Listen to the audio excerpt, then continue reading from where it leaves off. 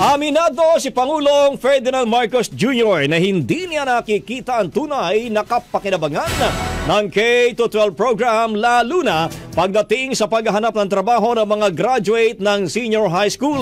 Sa podcast interview, sinabi ng Pangulo na dagdag gastos lang ang 2 taong senior high school para sa mga magulang mula sa mga matrikula, libro hanggang school supplies, pero hindi naman nakikita ang pangakong advantage sa pagpasok sa trabaho.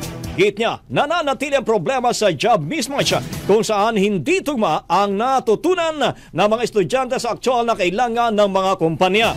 Pero habang umiiral pa ang K-12 sa ilalim ng batas, inatasan na niya si DepEd Secretary Sara Angara na ayusin at pagandahin ang implementasyon nito. Kasabay nito, patuloy ang koordinasyon ng gobyerno sa pribadong sektor upang matukoy ang kasanayang kailangan sa merkado.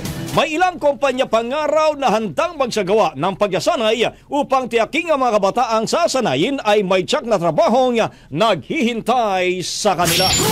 Ang bahaging ito ay hatid sa atin ng Standout ES4 Capsule. Simulang tuparin ang pangarap ng iyong anak. And starting now,